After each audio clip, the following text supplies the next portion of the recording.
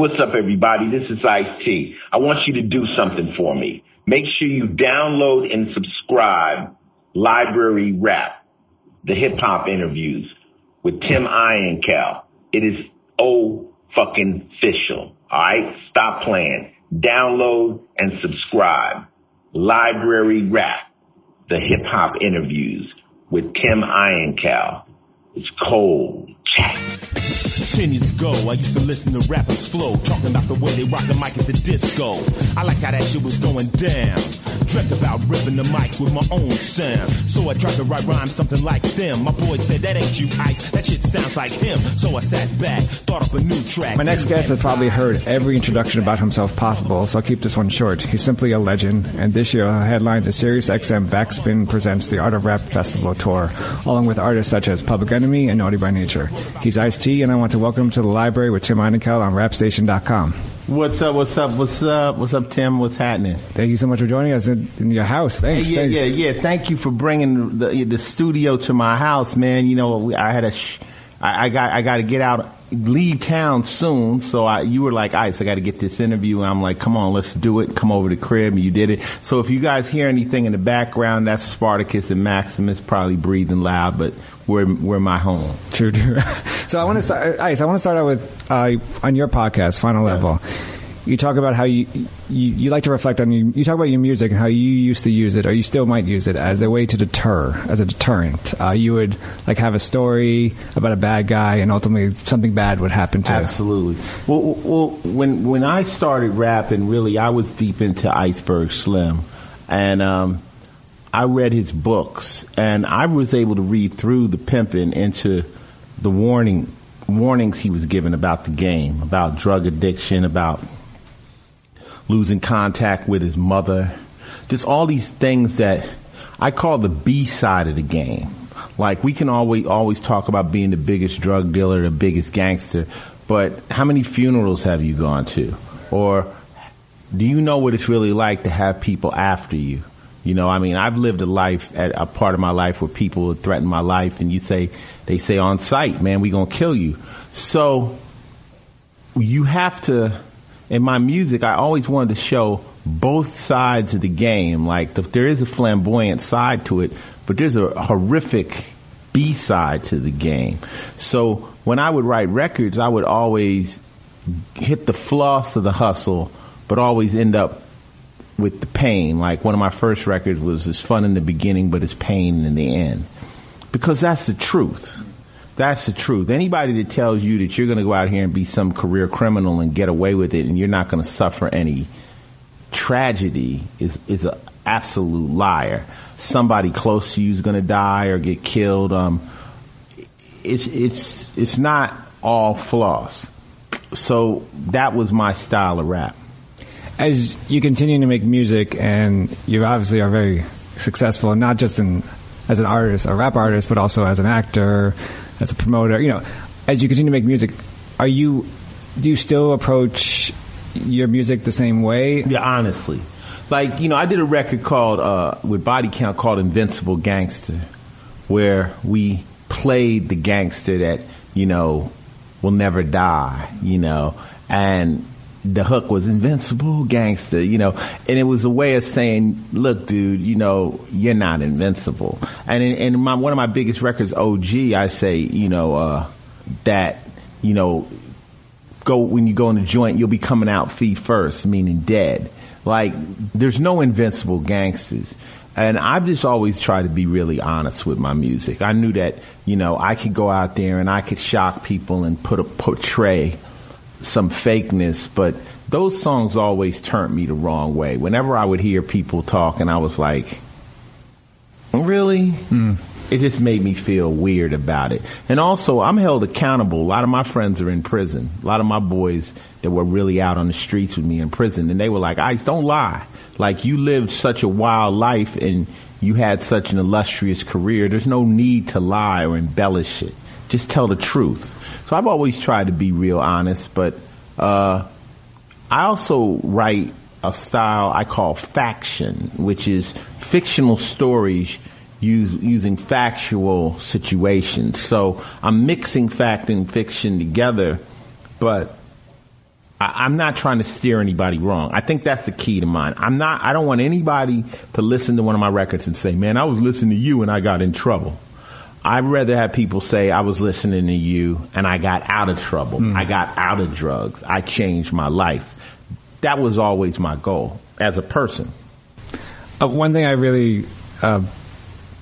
that fascinates me about your career and what you've done is that you're an artist of many, as I mentioned, as many subsets. Like you're a rapper, you're an MC, you're an actor, you're a podcaster, you're an author.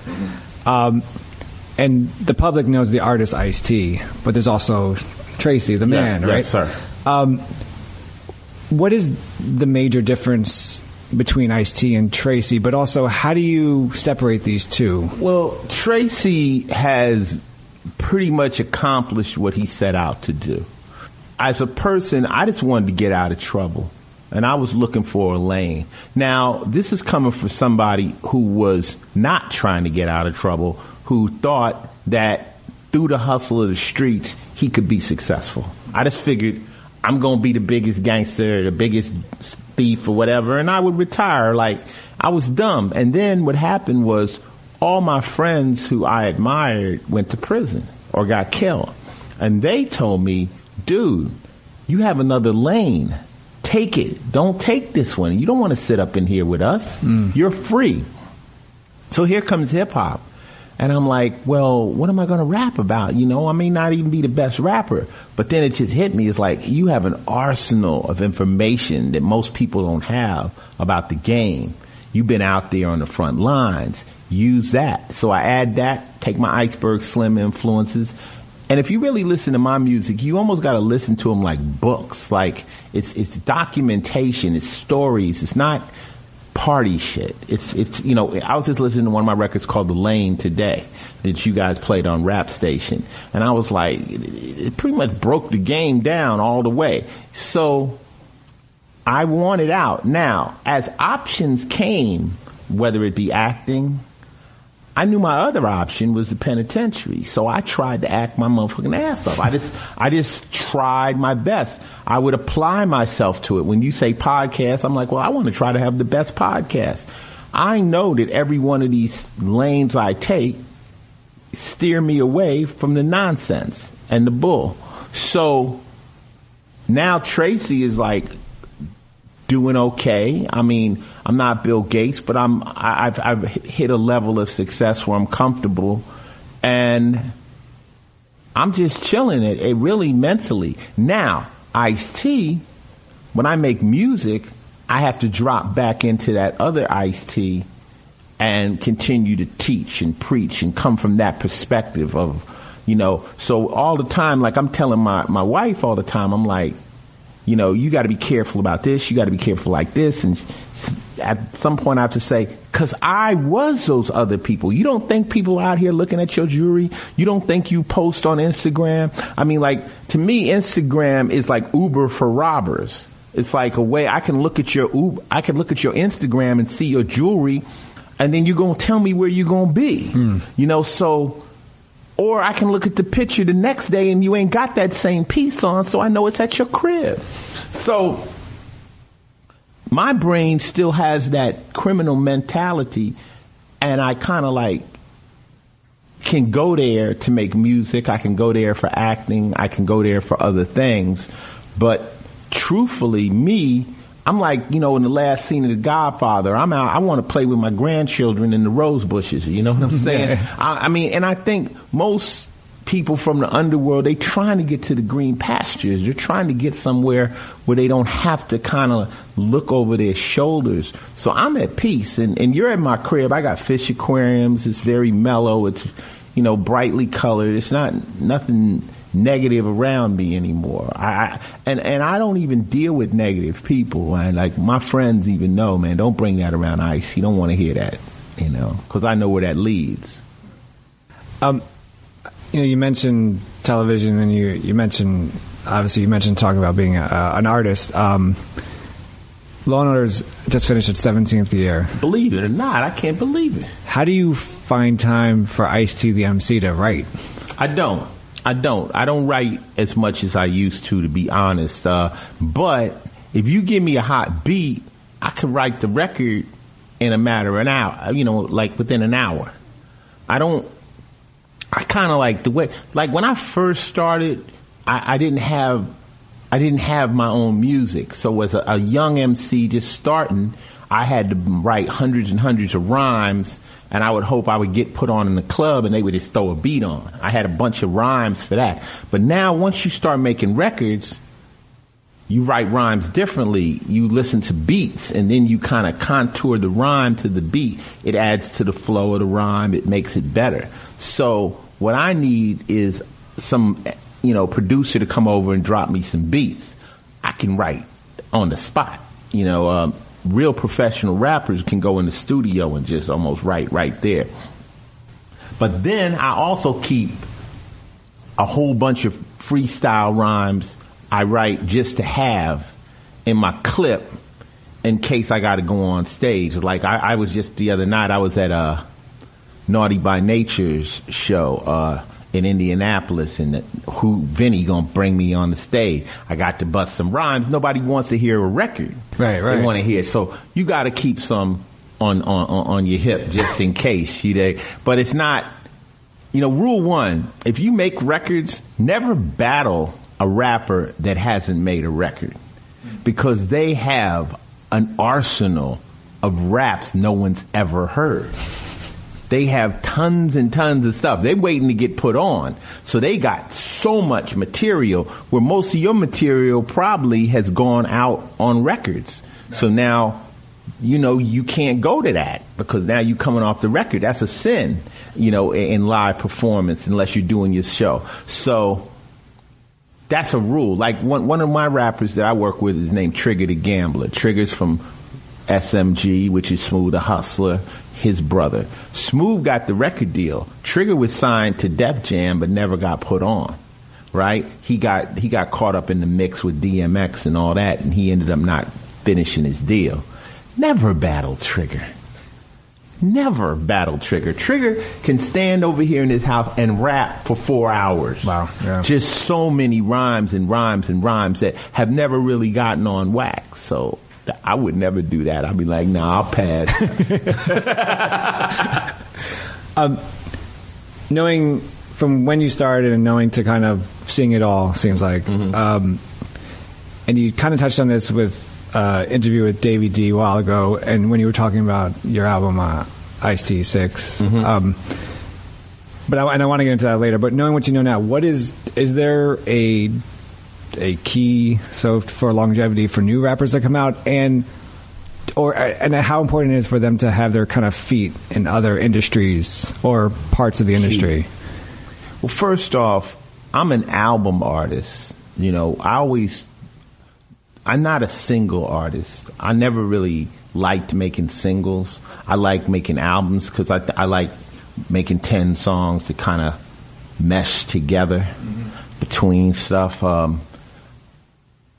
I also think if you're a real artist, a new artist, try to get people to feel you and know you outside of the music. Like, not just you clowning on Instagram or clowning on YouTube. I think that's why J. Cole has legs. I think because people kind of feel him as a person, Take advantage of your interviews and make them more than just promo moments. To me, a star... See, you could be a rapper or you could be a star. Pay attention. This is real shit. There's 5 points to a star in my book. It's your show. It's your video. It's your record. It's what you say in the press. And fifth, one of the most important, how you treat people who physically meet you. Like, you can have a great video but a whack show. You can have a great video and a whack show, but the album sucks. You can have all three, but then in interviews you sound like an idiot. Or you can have all four and then treat people like shit. You have to hit on all 5 of those, and then you can be a star. And what I mean by a star, you can transcend rap. They'll have you hosting different events. They're going to say, oh, have you come over here? Polo's doing an event. We want you over here versus being a rapper. Now, Queen Latifah is a star. You see what I'm saying? You break out of the mold of just what you do. And you have to be sincere about those things. You can only fool the people for a little while. Talent will last. Like if you're talented, one person told me a long time, I think it was Ludacris. He said, if you can be successful in anything, you probably can be successful in other things because it's 90% work ethic. I agree.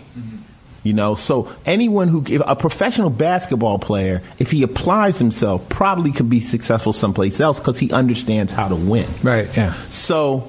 But then a lot of people kind of slip into the music business and get a hit record and they getting high and they kind of just floating in. And then it's gone before they know it because they just felt, I guess, entitled to be in this position. It's serious. Here's some pimping for everybody out there. From the Mac, there's only one thing harder than being the Mac, Tim. Stay in the Mac. Can you dig it? Yeah, I dig it. Speaking of generational, you have the new school and the old school, so the true school. And we talked about this, and you talked about this on your podcast, Final Level. But when I'm acting like nobody's ever heard the Final Level podcast on yours, just for the hell of it. So when Macklemore dropped Downtown, right? Yes. Which featured Melly Mel, Kool Moe Dee, Grandmaster Caz, there was a lot of blowback from people because they just felt that he shouldn't represent the culture, the old school.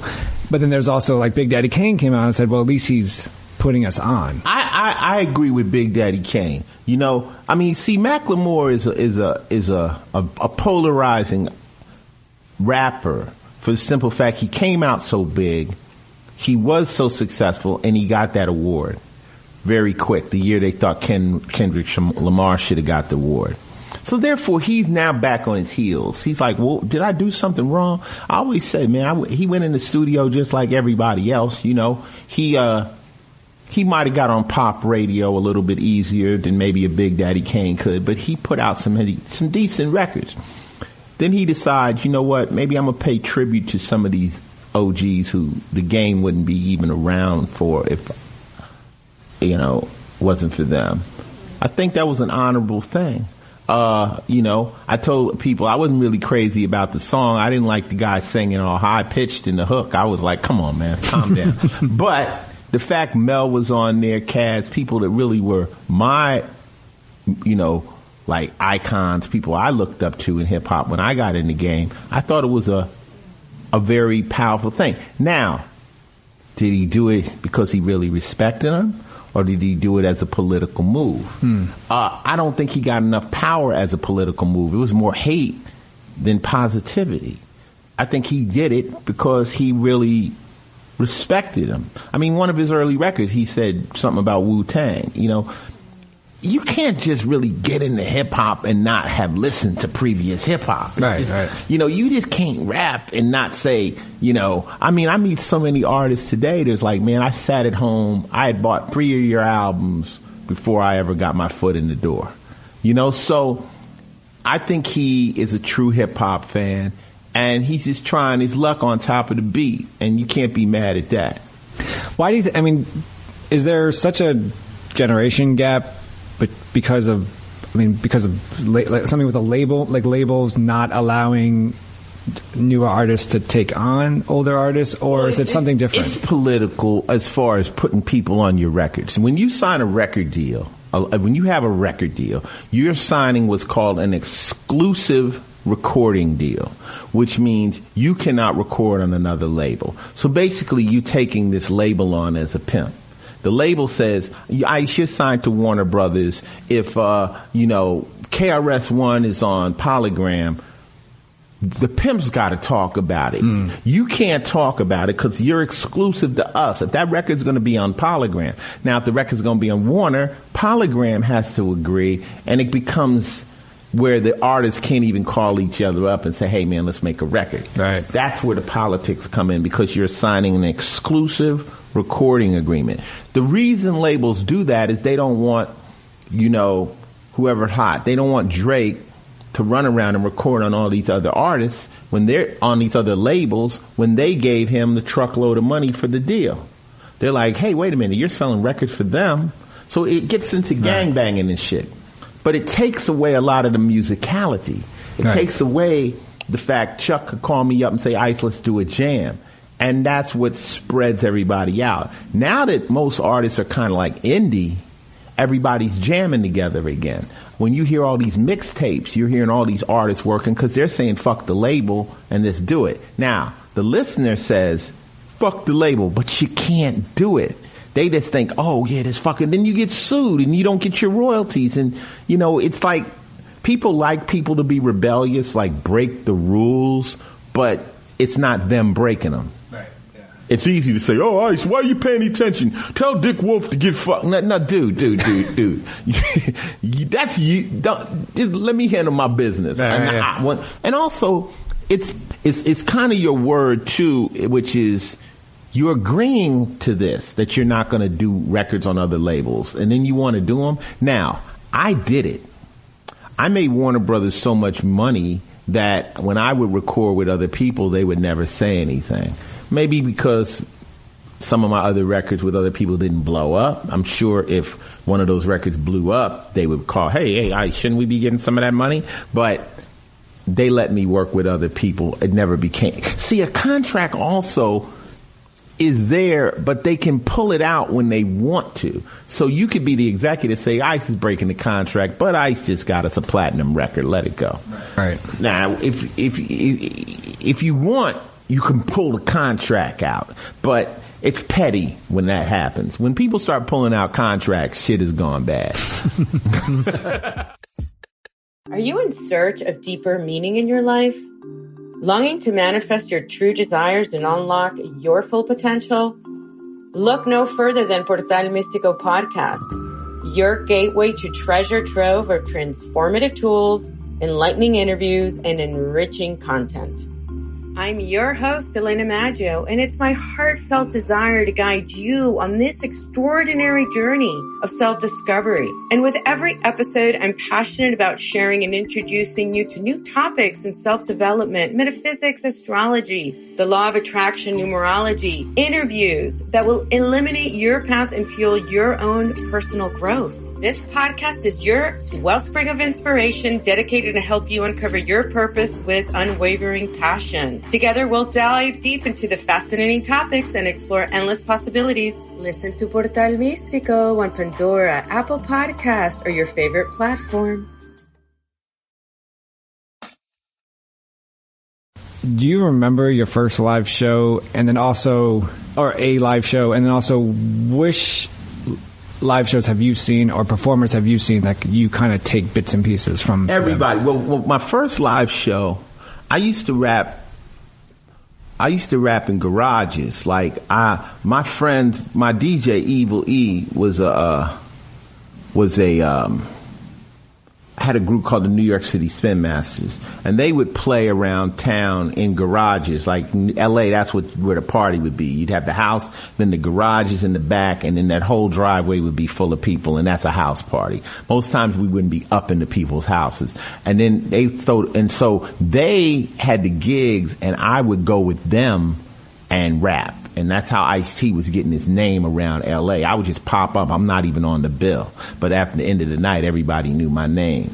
My first real show, here's another one. I did a rap contest at Carolina West, and Curtis Blow was the judge, and I won. Wow. And that was a pivotal moment in my career because I'm still in the streets hustling. I just had a few raps under my belt. And to get up there in at a contest, which I wasn't even planning on going. It was just in the middle of the night in the club, and they like, we got to do a rap contest. And I'm like, my homies was like, go, go, go. And I did it, and I won, but Curtis Blow was a real rapper. Did you know he was going to be there? No, yeah, I don't think we came there for Curtis Blow. Curtis Blow was in the house, right, you know? Okay. And then they was like, Curtis Blow is here and we're going to do a rap contest. And I'm like, what? I'm like, yeah. So I get in there and I'm rhyming, and he said I won. And for Curtis Blow, like I say, a real live rapper. At this time, he had Christmas rap out. He was the shit. I'm like, he thought I was that good? That kind of like made me really think like, shoot, I could have lost that and I could be in prison today. I could have been like, nah, I ain't rapping. But he knows it, and I've told him many times, and it was one of those moments that blew my mind. Now, as far as taking stuff from other people, I'm that artist that sits on the side of the stage through the whole concert tour. When I go out, when I'm on rock band, out on my rock tour with Body Count, I'm on the side of Cannibal Corpse stage. I'm on the side of Suicide Silence. I'm on the side of everybody who's performing. You learn two things. You learn what not to do. You learn what to do. You learn what works. And you're not going to bite, but you can become inspired. You can see, like I remember one of the nights, we were in Montreal and I stood on the side of the stage, the Lamb of God. And there's this thing they do in metal called the Wall of Death. And I've seen Walls of Death, but I've never seen. This is when, for all you hip hop fans, they split the pit into two sides and separate the crowd to where the whole front of the stage is empty. And there's two walls of people on two sides. And then, that's usually during the breakdown of a song everybody likes. And then when the breakdown drops, they just run at each other. And it's crazy. And there's usually one or two fools standing in the middle, waiting, and it's just mad. And I saw Lamb of God do the most pristine Wall of Death in Montreal. And it was funny because Randy, the singer, he came off the side of the stage and he had him all backed up and he was drinking water and he comes over to me and Coco, he goes, watch this, Ice, watch this, watch this, watch this. And then and the shit, bam, I was like, yo, that shit is dope. But of course, touring with Public Enemy, we're going to be out there with them. We got some of the best performers out here. You're going to get a chance to see Public Enemy, which is, to me, the piece de resistance of hip hop. It's like there's nothing like PE, especially with Flavor Flav. Now they got a band, and it's just Public Enemy. You got to go see that with Griff and the S1Ws and the whole shit. It's bananas. And then you get to see Naughty by Nature, who Tretch is one of the most powerful spitters.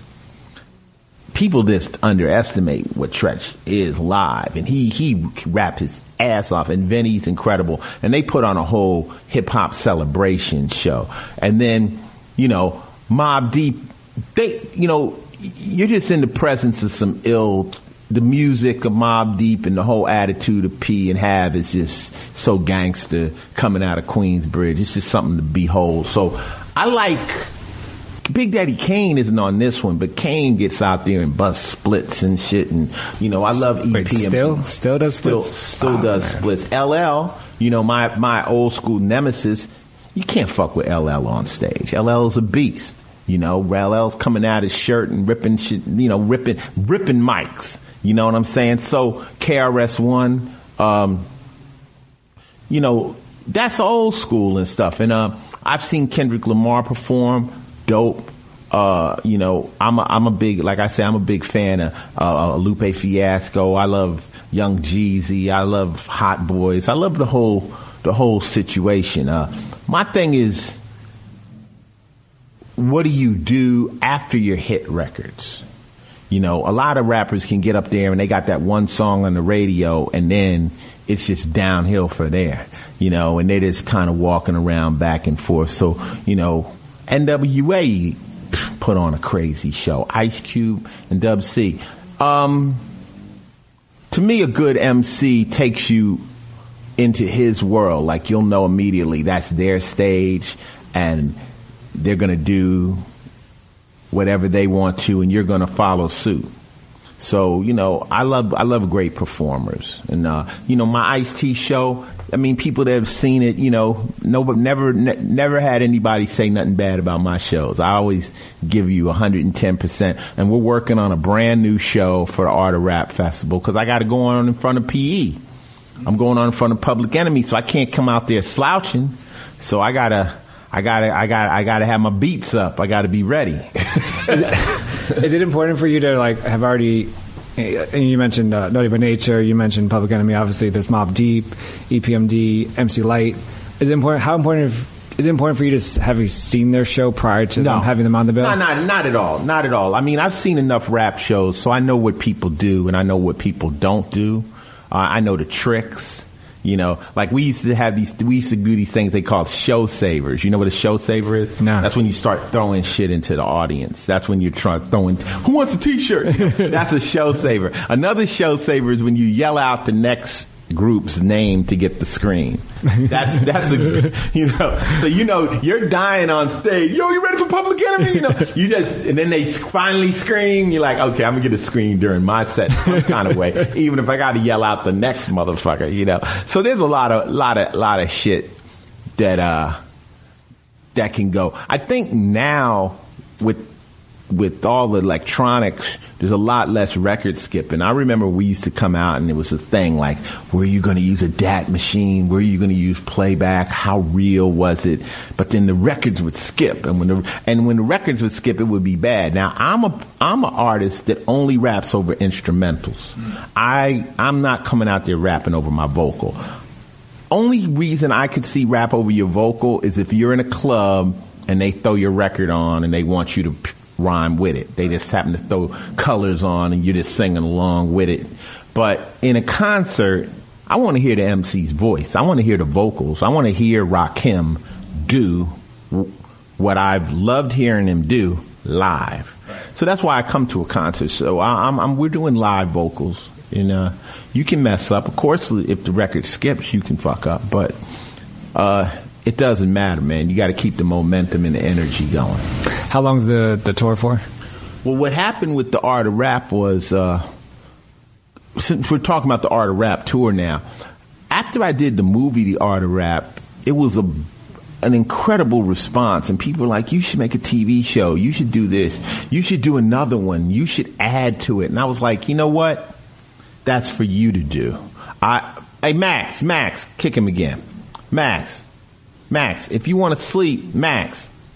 King Maximus, he's a motherfucker. He's a Now Spark decides to lay right under the table. Yeah, once again, we're at my house with my dogs, and this is really their house. They're looking at Tim like, you telling me not to sleep? So deal with the snoring. Hopefully it's not going too deep in the mic. But I think that's how he feels about my interview. But so they wanted to do a TV show of it. And I was like, well, you know what, that's for you to do. People say, you should do one down south. I'm like, that's for you to do. So I think there's way more documentaries in the tune of The Art of Rap. But I I kind of dropped the mic. I did that. And I really want to move on and direct features and other things. Now, we still have the brand. So Mickey, who's my partner, who was the executive producer along with me on the film, who helped me get all these artists together, like, I had the camera crew. Somebody had to be on the phone, like saying, Ice needs you here, this, that, and the other.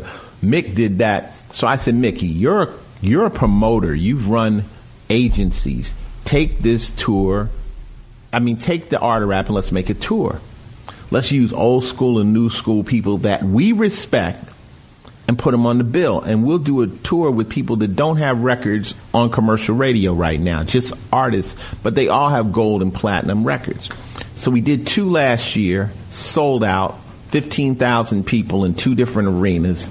And we got help from a guy named John Reese. John Reese is a big-time promoter who I met him doing Guns N' Roses. So he's on that side of the field. He also did the Mayhem Fest. He does Knot Fest. He does all these big fests. So he knew how to do it.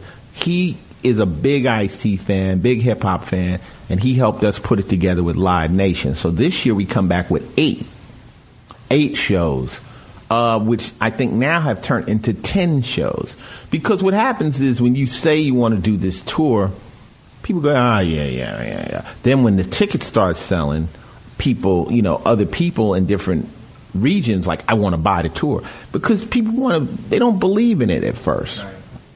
So now we've got a lot of shows. The headliners are Public Enemy. The roster changes in different areas, deciding on how big the arena is. But I'm going to be out there for pretty much all of them. And I plan on having fun. I love MC Lyte. MC Lyte was like with me backstage the first time we both performed in the Latin Quarter. She was scared as shit. I was scared as shit. And, it was funny. We were standing backstage and Red Alert was on the mic in the Latin Quarter. Attention, there are girls snatching ropes in here tonight. Beware, there are girls snatching ropes. So it was one of those nights. It was one of those nights. So we're just looking to have some good shows out there and have some good fun and keep hip hop alive. Before we finish up, I kind of ask you a few more questions. We got plenty of time now, Tim. You're in my house. We're kicking. We can eat a sandwich or something. We can chill.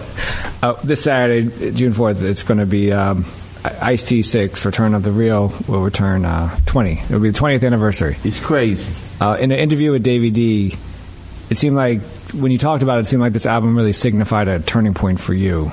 You told Davey D that the album was on some real Ice-T stuff, and that it didn't matter if controversy followed because, quote, I've hit this level of success where I'm more dangerous than ever because I don't have to sell a certain amount of records. Yes. After the release of the album, did having that mindset, I've had that mindset ever since Home Invasion. And, there's a pro and a con. There's one pro that when you're really, really hungry, you're so concerned about making this hit record that you're on it 110%. And there's another one that says, well, once you pass that and you now financially are straight, you can't make another good record. I did Return of the Real in my house. I had my own recording studio. I had people able to come through and pop up and jump on the record and have some fun. I used DJ Ace out of LA to do a lot of production. I was just in my groove at that time. I think Home Invasion happened right during the cop killer controversy, so it was kind of hectic and sporadic. I was just mad at everything. Wow, shit. But then by the time I did Return to Real, I was just like back in my groove, just talking my shit.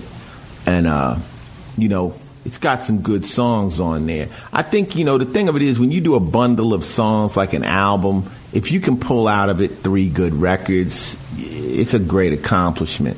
But then a real Ice-T fan is going to eat up every track. Right. They're going to be like, yo. So I put on, like I said earlier, I'm an album artist. I want to put on an album and just ride to it like a Sade album. I want you to be able to go from one track to the next track. You're going to have favorites, but I wanted to roll smoothly. So that was the one we did with the Roman numerals with the bullet holes through it. And the fact that you're telling me 20 years is crazy. It's like I did so many records that every month it's an anniversary. It's so many, like, men go, OG, 25 years, Brian Page is 30 years. So I'm just like, so 20 years on that one. It's crazy, but it seems like yesterday. And then I slowed down making albums. I did after that, I did The Seventh Deadly Sin, which was kind of fun. And then I recently, 6 years ago, I did the Gangster Rap album. And people ask me now, they like, well, you going to do another rap album? I'm like, I'm not really motivated right now to do a rap album. I have to get inspired. Like, I got inspired when I listened to Scarface's album. When I listened to, Deeply Rooted, I wanted to do a record. And I talked to Face about it. And Face like, I produced all those tracks. I'll produce you an album. And I'm like, you know what? I put you in a hotel out here in a month, me and you can knock an album out. It's possible, but, I might wait a few years till I'm 60 and just make an album at 60 years. Be the oldest rapper, Like when I say I got to rhyme, I say I'm the old school nigga with the gray hair, paralyzed, still have you killed from a wheelchair. I think that if you ever could rap, it's not something you lose. I think that Miles Davis could play the trumpet as well the day he died. You dig? I don't think Quincy Jones could produce. I think he'll produce for the rest of his life. I don't think singers lose it. I don't think, it's not like football where you got to run and nothing like that. You just got to somehow use your voice and your brain. And now, could I make a record that would hit the top of the charts? I think I could under another name. I think I could put out a record that could be so dope that it would hit before they figured out who the fuck I was. Because I don't feel the resistance to me. See, I think there's a resistance to old school artists. Let me go there for a minute. I think that no matter how dope Nas makes a record right now, they might not want to spin it. Just because Nas ain't necessarily in the club right now. They'll still spin Jay, they'll still spin Kanye, but they may not ever spin a Big Daddy Kane or a Public Enemy or, whoever else again, because they have new artists which need to fill up those places. But if I went off to Europe and I rock with, say, Prodigy or somebody and call myself, Ill Master Will or some shit, and, just people be like, that shit's dope. That sounds like Ice-T though, but that, and they, so it'd be the same style. I mean, it would be the same. It would be Ill Master Will's same style. It could be a different style because I got a lot of styles. You heard Analog Brothers. I could flip it, but I could do some other shit and it could hit, but I would do it as a ghost name. You got ghost writers, right? like ghost names, like be like, hold up, that's Rakim, but because that way you could bypass the resistance of radio. And I'm not saying it's hate. See, the thing of it is I've been on the cover of so many magazines. I've done my thing. I've gotten my accolades. I'm not mad anyone else is on the cover of the magazines. It's only right. It's time for them, so God bless them and stuff. But at the same time, I think that there is a little resistance to playing a classic artist. Will they ever play a LL record on the radio again in rotation, no matter how good LL Cool J is? So maybe you might have to come up with another name. And I put an album cover out with some little kids and shit standing there looking crazy. They be like, oh, this is a new GS9 motherfucker. We never heard of this little nigga like that. Before I know it, I got a hit record and I come out, ha-ha, nigga, it's me. So, but music is music. And, I just have fun. I got some treats on the Art of Rap tour, some unexpected shit I'm doing with some new school stuff that's going to catch people off guard. They're going to be like, oh shit, so we'll see. Secret shit. Are you in search of deeper meaning in your life? Longing to manifest your true desires and unlock your full potential? Look no further than Portal Místico podcast, your gateway to treasure trove of transformative tools, enlightening interviews, and enriching content. I'm your host, Elena Maggio, and it's my heartfelt desire to guide you on this extraordinary journey of self-discovery. And with every episode, I'm passionate about sharing and introducing you to new topics in self-development, metaphysics, astrology, the law of attraction, numerology, interviews that will eliminate your path and fuel your own personal growth. This podcast is your wellspring of inspiration dedicated to help you uncover your purpose with unwavering passion. Together, we'll dive deep into the fascinating topics and explore endless possibilities. Listen to Portal Místico on Pandora, Apple Podcast, or your favorite platform. You obviously had you have a huge discography. Mm-hmm. But do you ever go back and look at your discography or even look at new stuff you've written and are still kind of like in awe that you wrote this kind of verse? Like, is there a verse out there that you're like, oh shit, I can't believe I wrote that? Well, you know what it is? It's like, it's so much stuff that sometimes people have to say that song's my favorite for me to go back and revisit it and go, yeah. I somebody on Twitter just sent me this thing where they went through all my records, and I said, I read the whole article and I impressed myself. I was like, wow, that's a lot of music.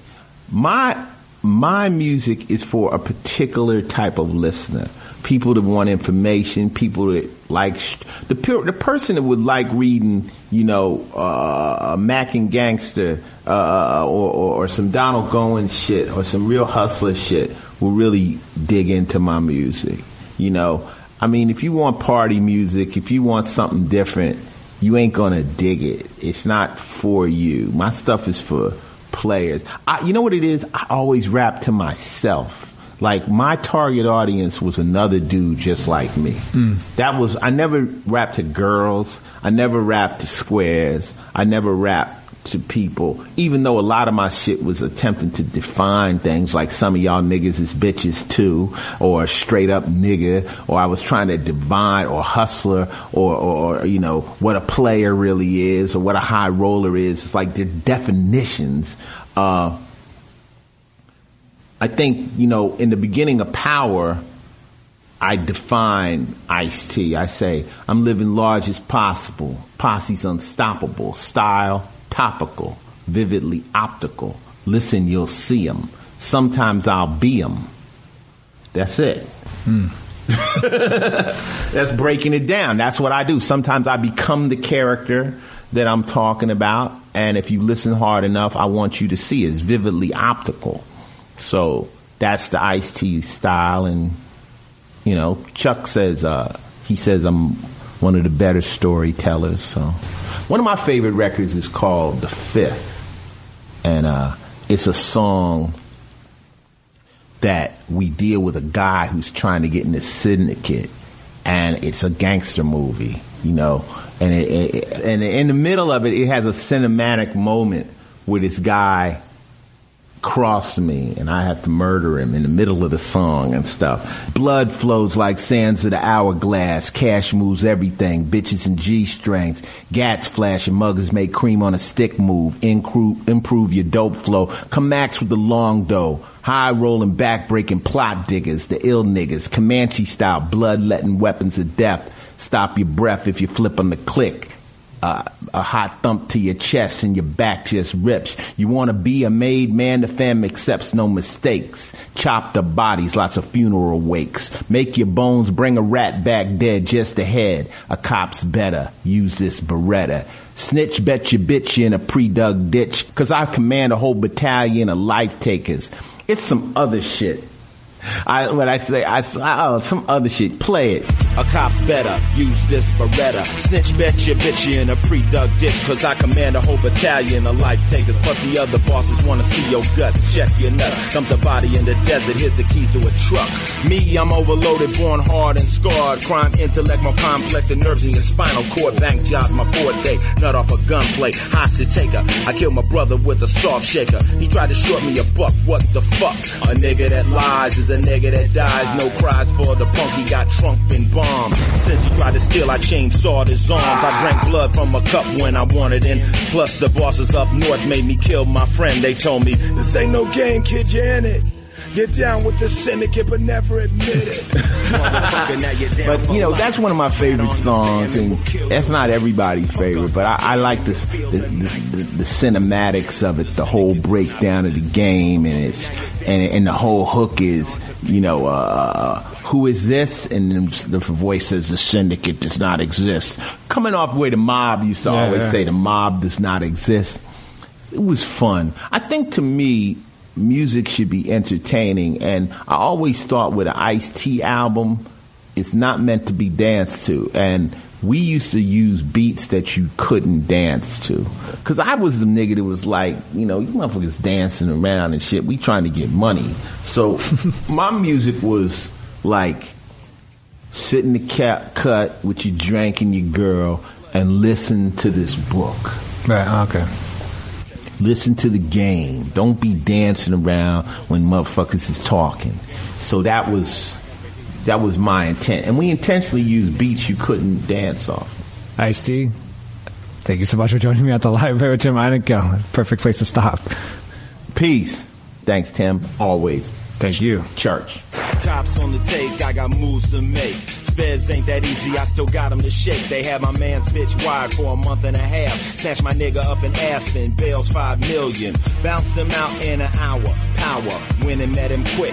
Hit him with an ice pick. Can't take no chances, he romancing with whores. No telling what he spilt when behind closed doors. Defense, protection, and loyalty is top priority. Violate, your body is found in 3 states. Cargo is heat on a Hong Kong cruiser. Glocks and C4 contacts your cruiser. No cash, they want a ton of crystal meth. High risk will bring more riches than the national debt. We launder money through the SNLs and pro ball teams. Ain't no business untouched when it comes to cream. Documents forged from my hitters from Jamaica. In and out out of town before you hit the ground. This is the mob, baby, now you're on. No off switch, suffocation, throat laceration, just snitch. Motherfucker, now you're in for life. Rat on the fam and we'll kill your wife. Fuck up a scam and you'll feel the knife. Who is this? The syndicate does not exist. Motherfucker, now you're down for life. Rat on the fam and we'll kill your wife. Fuck up a scam and you'll feel the knife. Who is this? The syndicate does not exist.